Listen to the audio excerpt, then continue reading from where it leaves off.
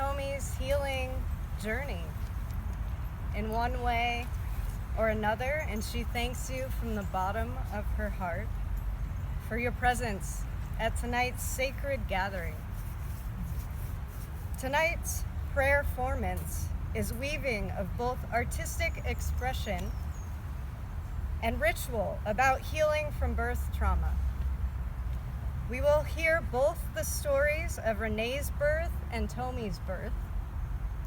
This piece is about raising awareness about birth and medical trauma, but it also serves as a very important personal ritual for Tomi.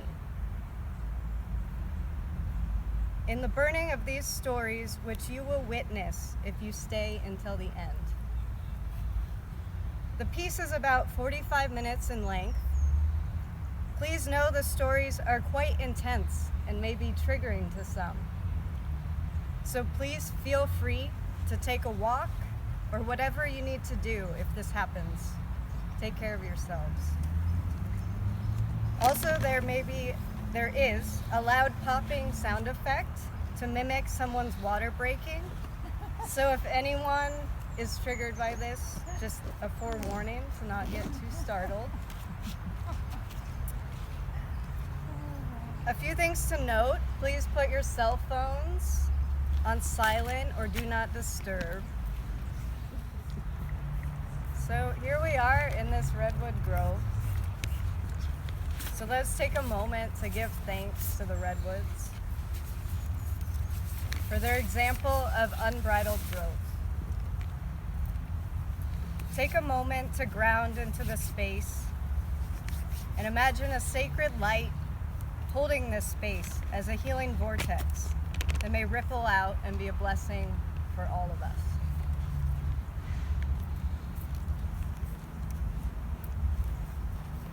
We thank the Miwok and the ancient spirits of this land. We pray our ceremony be blessed by our ancestors and call upon our spirit guides and protector spirits to be with us here today. We call upon the four directions and the four elements to be present and in balance and harmony with each other during the dance and ceremony.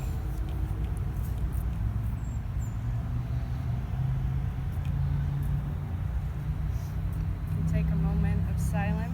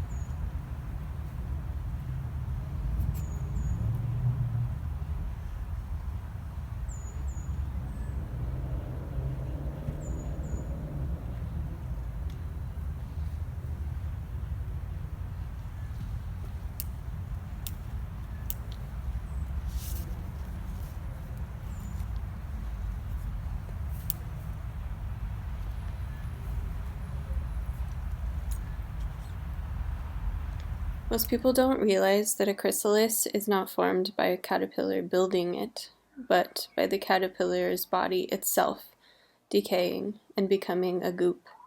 All that is left behind is DNA clusters called imaginal discs. It is these discs that carry the instructions and the hormones to create the butterfly. Essentially, it is the excrement that is being alchemized. I want women to be afraid of giving birth in a hospital. Not because hospitals are bad. I believe they are helpful in an emergency. But because I want women to have a chance to fully experience their own raw power. Uninterrupted flow of the opening that is as deep as the earth and is our right to experience. Birth, if left up to nature, is as safe as life gets. If I had to do it over again, I'd take my 1% chance of death over the 99% chance of trauma. Why do we want to control life so bad? After all, death is a part of life. Did you know our last breath is an inhale?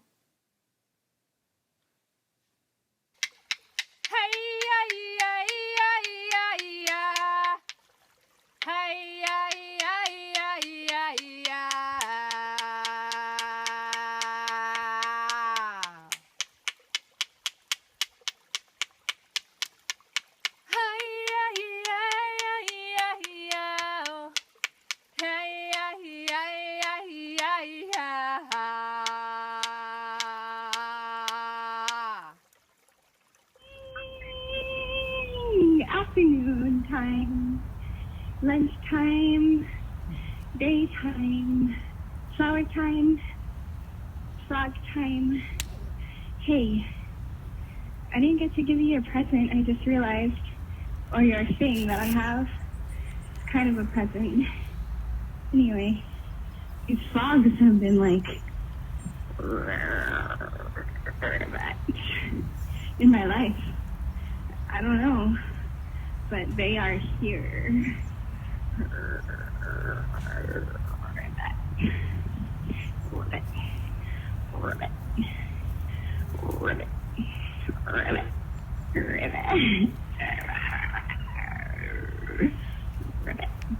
Tomi, what is it about sitting meditation that you find so challenging?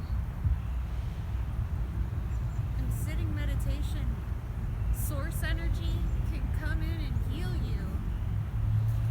But since I'm in a sitting still position when that happens, I can get triggered. So many unsafe things had happened to me when I was being still. Don't be afraid. It's an illusion, this fear of yours. Who are you? I am a frog. Ribbit.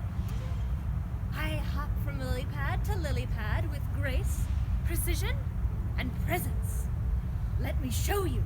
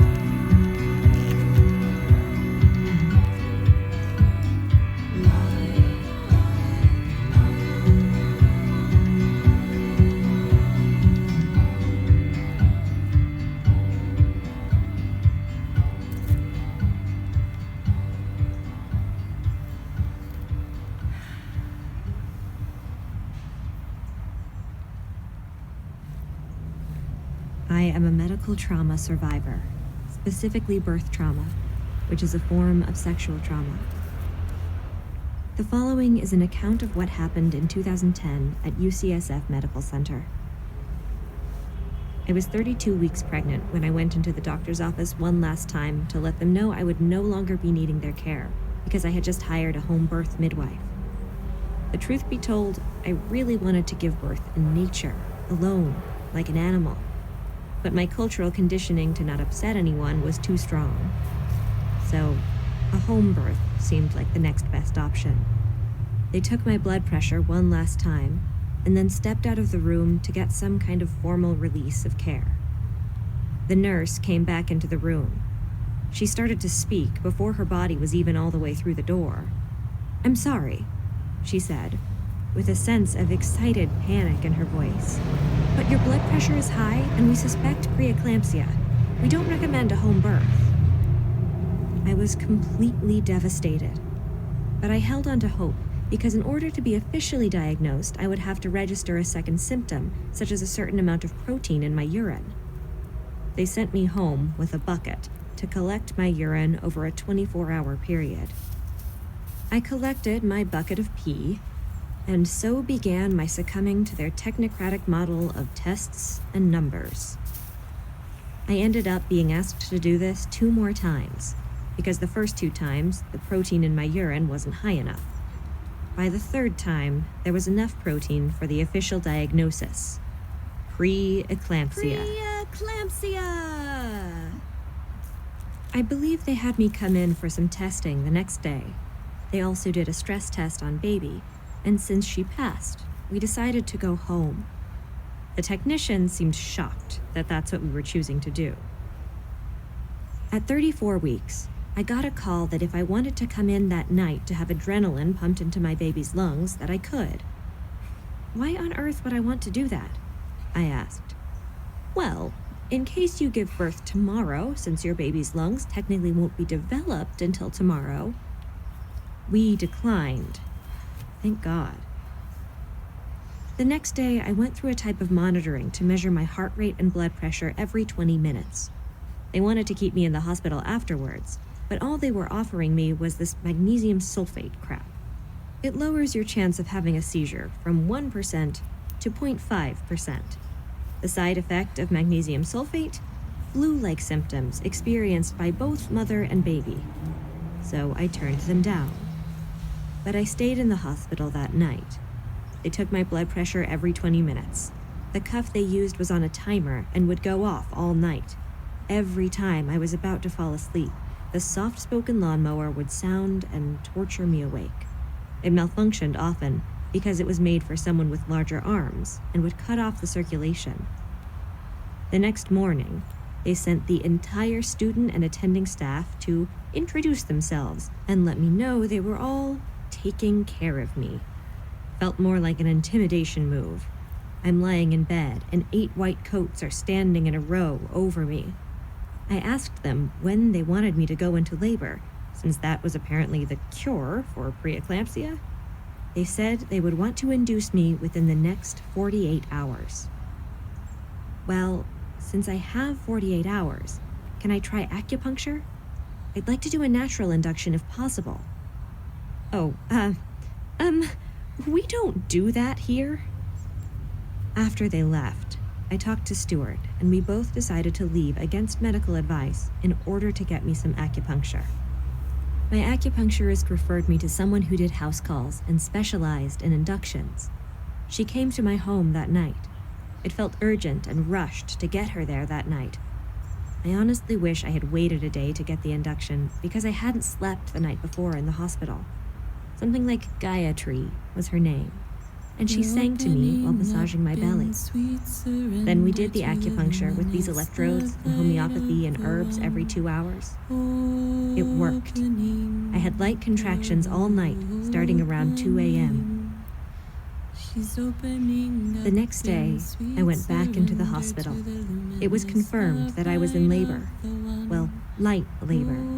They informed me that they needed to make the contractions stronger, and since I was a pinky finger dilated, they offered me their version of a natural induction called a Foley bulb. A Foley bulb is this 4-inch balloon that they place on top of your cervix to make your body release prostaglandins. Within 20 minutes, I started having long, hard contractions every minute. This lasted probably an hour or two before finally subsiding when I got into the bath and the bulb came out. I was recovering in the bath, so relieved this pain was finally over. I needed to rest. I was so exhausted from just having experienced what the end of labor is supposed to feel like that I asked if I could rest a little first. But they said no. Something like, "We must continue on the trajectory to get the baby out, since that's what this here statistic says." Not actual in-the-present-moment assessment of how the mother and baby are actually doing. I remember not even being able to fully process my emotions of betrayal and disappointment and fear that I was on day 2, no sleep, and now they were wanting to induce me with Pitocin. They were very pushy, that this was the only way. I asked if I could have an hour to try to get my labor going on my own by dancing. They agreed. I have footage of this somewhere. But of course, it didn't work. All my body was saying was no. I'm tired. I'm so tired. Let's sleep first. I gathered everything I had and agreed to the Pitocin. If this was what was going to save my baby and me, I had to do it, right? Bring on the labor. I sat up in bed, bracing myself as they turned on the drip. To my surprise, it started my labor nothing like the Foley bulb. I had light contractions, very spaced apart. Not super painful, but just painful enough to not allow me to sleep. The reason for this is they slowly increase the Pitocin, unlike how they used to do it back in the day when they would accidentally give a woman too much and she would overcontract. I rocked back and forth in a rocking chair and had a certain rhythm of rocks during each contraction. Then I would slump back into the chair and desperately try to sleep for 2 to 3 minutes before the next one would come on. Once again, I was also hooked up to the blood pressure machine. I remember screaming out to take it off. Take it off! And they refused. 3 days in, with no sleep, and they finally agreed to use a manual cuff that at least wouldn't cut off my circulation. The one I had been begging for 3 days. Another monitor used on me was a metal sensor pressing on my belly to measure baby's heart rate. To get it to stay in place, they make you wear something called a belly band. It looks like a giant elastic ace bandage. It was so tight and uncomfortable, so I kept pulling it down. I told them it was restricting my movement, and every time I pulled it down, within 3 minutes they would send in a nurse to chase me around the room to put it back in place. At one point during a contraction, her heart rate went down, but I was already keen that something was going on because I could feel an abnormal tightness. So I followed my body's guidance of which way to move to help the cord move out of its restricted position.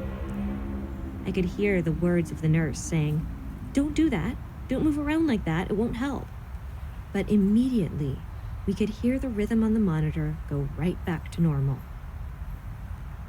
One of the doctors that checked on me was upset that I didn't want to take antibiotics, even though it was their fault that my GBS test hadn't come back yet. After her, I finally had the sense to kick her out of my room. She had the nerve to say, "Well, I have to ask, if you start having a seizure, do you want us to try and stop it?" To that, I wish I would have replied, "Lady, the only reason I am in this hellhole is because you all keep telling me I might have a seizure. I would love to have one already. Probably would be paradise compared to having to deal with you any further. I long for the day to be post-eclamptic. Or, yes, I would like to be saved if I have a seizure. That is literally the only reason why I am here, you moron." On the evening of the 4th day of very little sleep, the new nurse I am assigned makes a comment about how something will change once we go into the OR. A sense of despair comes over me because now I am not able to relax enough to sleep. All of these interruptions take precious energy that I do not have. Why would my baby go into the OR? What is she talking about? Oh, well, it's pretty standard for a preemie birth to be in the OR. My friend and birth partner called in a pediatrician to assure me that this is not the case. On the 5th day, I was still not keen to take the IV drip antibiotics for GBS. but I could feel my level of stress was too high to manage the amount of grief I knew they were going to continue to give me if I did not comply. So I just gave in and just took the stupid drug. At this point, I was so weak. I got up to go to the bathroom and practically had to be carried across the room.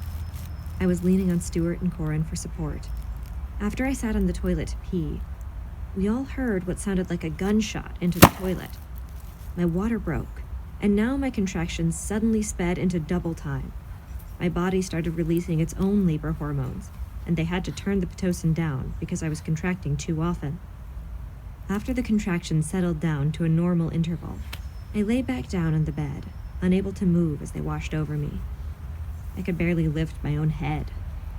I look over at the midwife, who has been there since the earlier part of the day, and with a defeated mumble, "I think I need an epidural. I can't go on." It was going to be a wait before they could bring the epidural, so Liz suggested taking fentanyl first, so I did. I remembered the drugged feeling while she led me in a guided meditation to help me fall asleep. I had a light sleep for like an hour.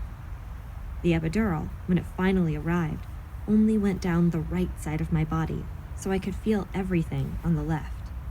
I remember how angry I felt not to have it work. Here I was throwing in the towel for a natural childbirth, and it doesn't even fucking work? You have got to be kidding me. About another hour later, I sat up to feel enormous pressure, and I knew it was my baby's head. But they didn't believe me, because they thought I couldn't possibly feel on all the drugs, and waited to help move me to the position I was asking for. Ready to push, had zero energy left, and repeated attempts to coerce me into moving up further into the plastic bag area, even though I had denied multiple times with hand gestures. Watching video footage I have of the birth, the doctor assigned to me kept putting 2 fingers inside me and pressing down during each contraction, something known as a perineal massage, which I did not consent to. Then, when my midwife reminded them of my wish for delayed cord clamping, and she said, "Not with this baby because of resuscitation," which was completely absurd because she wasn't even out yet. Why was she assuming there would need to be resuscitation? Also, I asked them not to continue with the fetal monitoring, and they put a tiny metal screw into her head without my consent, something I didn't fully register until later when I was in the NICU, asking about the small wound on top of her head. I gathered all my internal energy, blocked out all the nonsense around me, and focused on directing the energy of what brought her in downward and pushed her out. And even though she was breathing and wailing loudly, she was not placed on me like I had requested. I didn't know what to feel. I looked over and was so upset, but no longer had the energy to express it. Frozen and dissociated from the shock of having my daughter separated from me, the biggest violation of all of them. They finally brought her over to me, wrapped in a blanket, and I sheltered her eyes from the harsh lights. She was absolutely beautiful. The expression on her face was that of a wise woman who'd just been through a war. I never wanted to let her go. She was mine, and I wanted to protect her from this mob of people that were in the room. They took her from me after a couple of minutes to go to the NICU. Since she was so small, 4 pounds, she wouldn't have normal body temperature regulation and needed the warmth of an incubator until she put on a pound. And then they all left the room. Ironically, this was the moment my heart rate was that of a marathon runner. This was the moment I needed to have a drug instantly pumped into my IV to bring my heart rate down. Having the baby is the cure for preeclampsia, huh? What a load of crap that was. All they care about is getting baby out to avoid a lawsuit. Mother and baby are never looked at as a unit. Minimizing trauma was never a factor they considered. After the birth, I developed PTSD from not being allowed to sleep for so many days. I developed a sleeping disorder, where I really only slept once every 3 days. The first part of the brain to go when you don't sleep is the language centers. For the first 3 years of my daughter's life, I could barely speak in full sentences. Oh.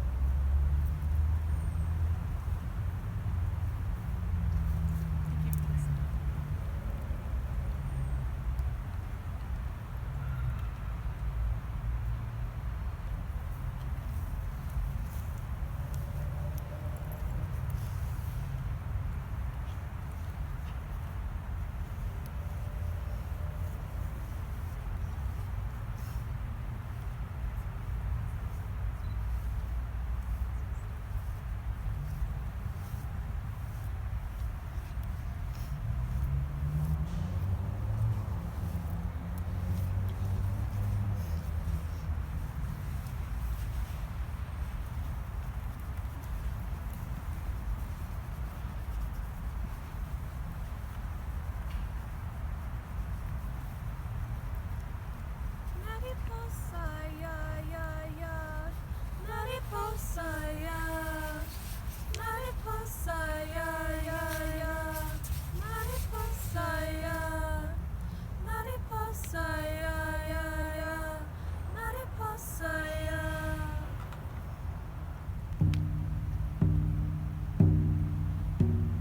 Holy,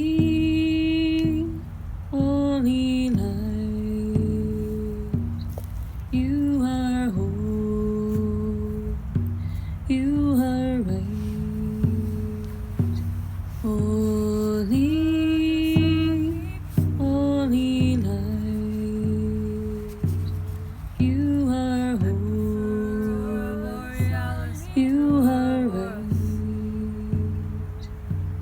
Holy, holy light, you are whole, you are right. My mother's water.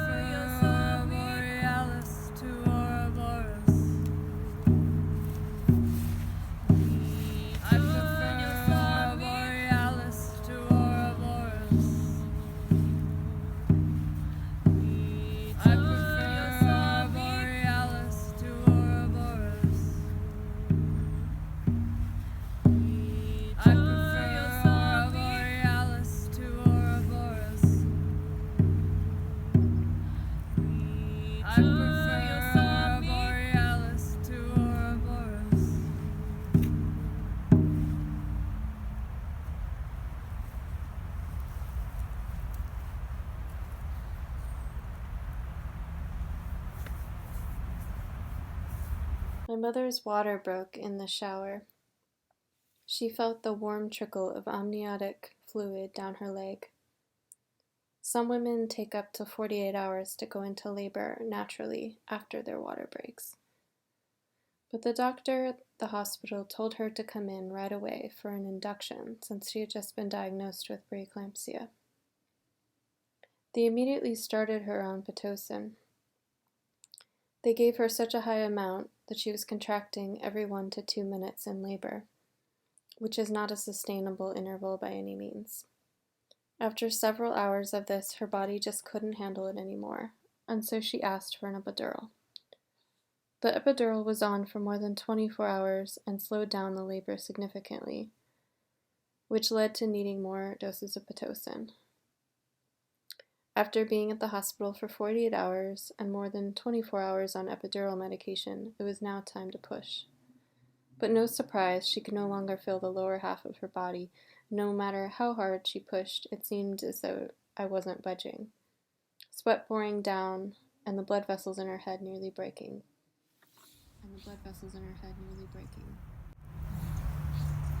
Your heart opens to this woman, your mother, who is going through this incredibly horrible experience.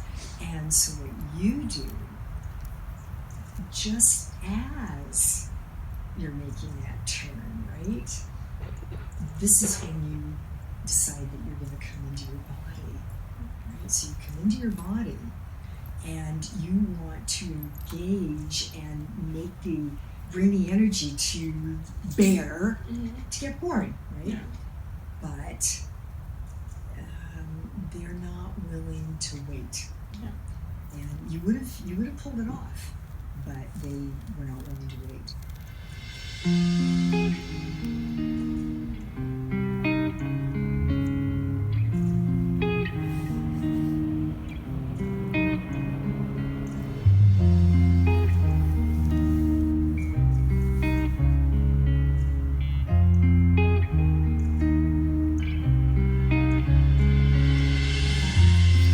My face above the water,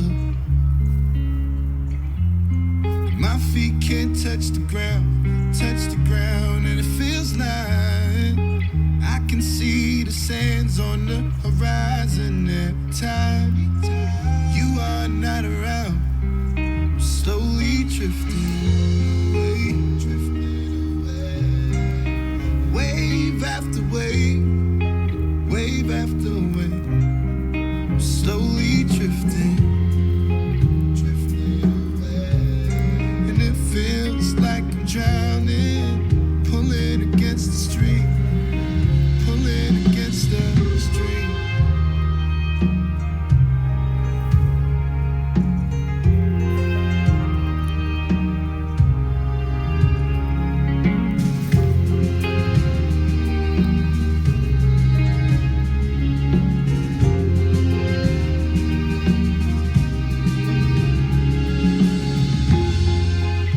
I can make it easy to love me. Still I reach, find a way.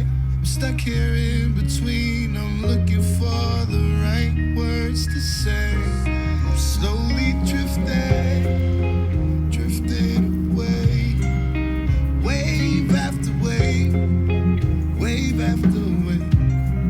Slowly drifting, drifting away, and it feels like I'm drowning, pulling against the stream, pulling against the stream.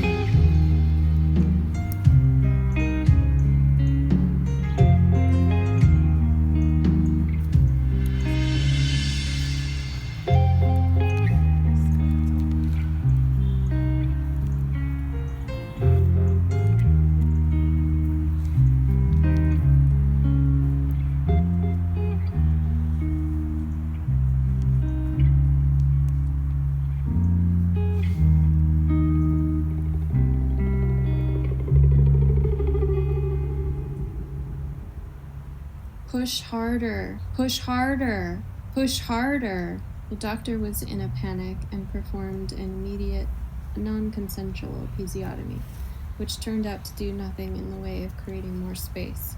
So he shoved me back into my mother's birth canal to try to fit forceps around my head to pull me out. But it didn't work. Instead, only cut the side of my face open in the process. He then turned on the suction vacuum and sucked me out. This is how I was welcomed into the world.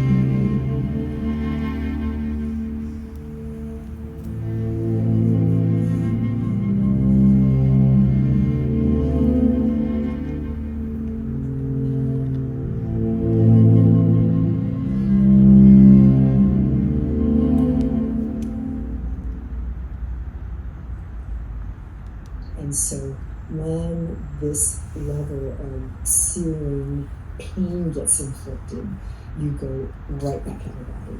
Right? And you don't come back in for a really long time. The thing that happens for you is that, yes, deep compassion for another causes you to want to engage. And you go to engage, and then there's something viscerally that happens, and then you pull back. And so often people's feeling of you is that you want to be close, they want to be close, and then just as you get close, you disappear.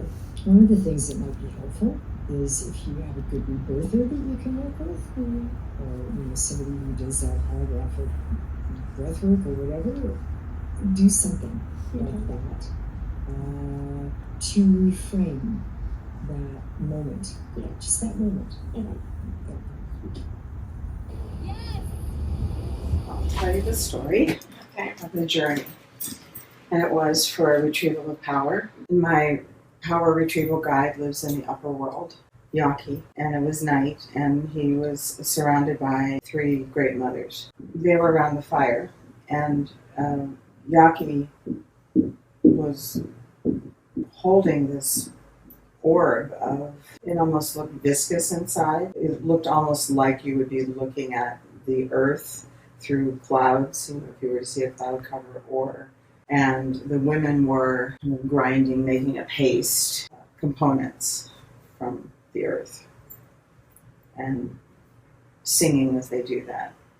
And there was a real a transformative process that happened where this ball, this orb, was actually heated over the fire so that it dissolved into the fire. And what came out of that were these vines, these very strong, sturdy vines that formed almost like an arbor. And it just felt like they were transforming one energetic form to another. It was time for this transformation to happen. And so Xxhe and I were going through scrub grass and desert grasses and plants in the dark, and came up upon an opening. And he had me put my hand inside this opening, and I felt some like fabric, like a wide ribbon of fabric. And so I started to pull it out, and I kept pulling, and it was just like beautiful, like multicolored rainbow fabric that I just kept pulling. And then it kind of stopped, like something was holding it at the other end. And this hole in the ground opened so that Xxhe and I were able to move deeply into this tunnel and came out into a cave area, which was underground and lit by firelight. And there sat this young girl who was weaving this fabric. Very lovely and happy, and happy to see us. And we greeted her and asked her, "What's up?" But nothing surprising. She didn't want to Not talk. in reality. No, she was fine. She actually revealed that she's been continuously weaving this fabric throughout your lifetime and from other lifetimes. So she wanted to keep the record of who you are. So it's a way for you to remember who you really are. And it was very important, like all the times when you didn't know that anyone was listening, or all the time when you thought people weren't seeing you. And she didn't tell me how far back in lifetimes, it doesn't matter so much, but that she was charged with keeping the record of everything that has happened for you. And that was specifically so you could remember and re-remember who you really are, which is at times different from how you see yourself. And I asked her specifically when when it was that she left you, because she is a part of you.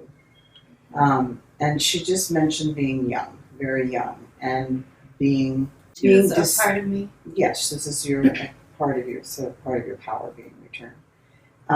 just being yelled at and dismissed for something she was saying. And she didn't tell me specifically. I didn't get a clear incident, but it sounded like it wasn't the first time it had happened. So in some way you would try to speak your truth, maybe as a young girl, in this or some other lifetime, and were squashed. We were admiring these reams of wide ribbon of color. So she became very excited about coming back because she has all of this fabric that is the story of your life, that is where it's holding your power. It's the parts that you don't remember. And so her purpose in coming back was to be able to dress you in these ribbons. She was going to weave it for you into a dress. And so Xxhe and I did bring her back and brought her back to by the fire where the vines were. And with this big sack of the ribbon that was kind of all convoluted, put together, and then we brought that back and brought her back with this and blew that into you.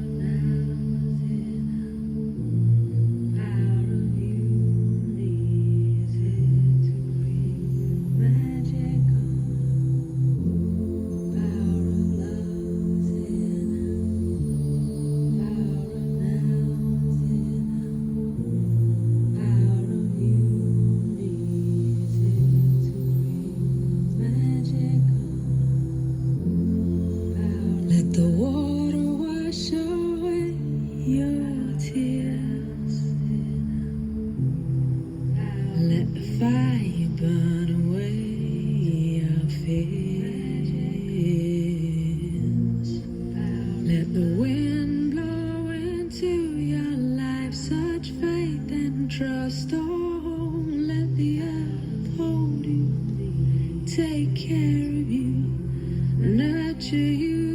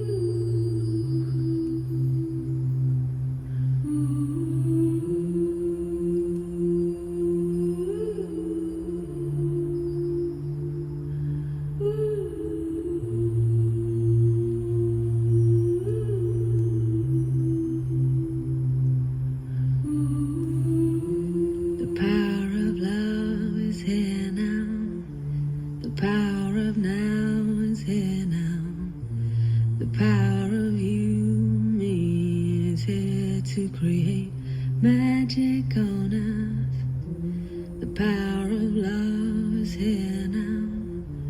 The power of now is here now. The power of you and me is here to create magic on earth. Power of love is here now. Power of now is here now. Power of you and me is here to create magic on earth. Power of love is here now. Power of now is here now. Power of you and me is here to create magic on earth. Let the water wash away your tears. Let the fire burn away your fears. Let the wind blow into your life such faith and trust. Oh, let the earth hold you, take care of you, and nurture you. Oh, the power of love is here now. The power of now is here now. The power of you and me is here to create magic on earth. The power of love is here now. The power of now is here now. The power of you and me is here to create magic on earth. The power of love is here now. Power of now is